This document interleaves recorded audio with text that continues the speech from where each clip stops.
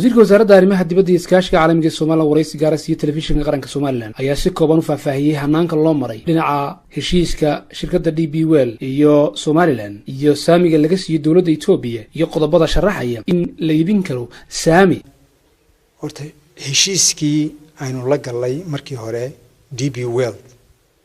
waxa ku qoran in cid waliba saamigeeda ay cid kale ka iibin karto haddii cid kale ka ogolaato. marka sharciga runtii noo ogolaanaya waan garan kartaa waan marayn kartaa yani qiimaha ay ku soo kordhinayso Itoobiya heshiiska dekedan la garinayo 442 milyan cida loo sameeynaya maaha suuqa Somaliland uu kooban yahay waa suuqa ballaaran Itoobiya ka badan 100 milyan ka badan haddii cida aad u sameysay dekeda ee danaynaysa haddii dan ku leedahay dabcan way isticmaalaysaa laftii la jecel u qabaysa laftigeedu marka taa waa la sameeyaa waxa weeye waxa doonaysa qofka macmiilka ku ah inuu wax kula yeesho sidoo macmiilkiisa u hesho marka fawaid badan bay runtii ay inoo soo kordhinaysaa inakana waa inoo guul weeye xagga aqoonsiga waa run walida jimciyadda qurumaha ka dhaxaysa xubin kamida ma nihiin MBA-yada xubin kamida ma nihiin laakiin haddii dadkeena maal gashanayaan ay aqoonsanadeenna ma maal gashadeen Somaliland waa wadan jiro weeye oo isagu dee su taliyo oo astaamihii wadan la ictiraafsan yahay oo dhan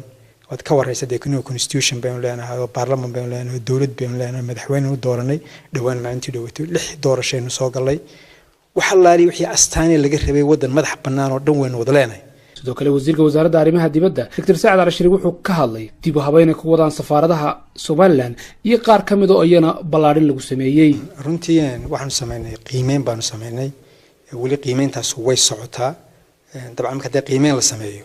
waxba ku soo baxaya way soo baxayaan meelaha qaar kood inuu baahnaa inuu xoojino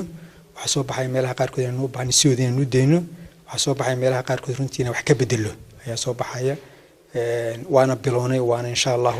waa dhameystiri doonaa meelaha loo baahan yahay in la xoojino way xoojin doonaa meelaha loo baahan in loo baahnaa hadii soo baxdana waxaan ka qaadi doonaa talaabooyinka aan laga maarmin loo baahan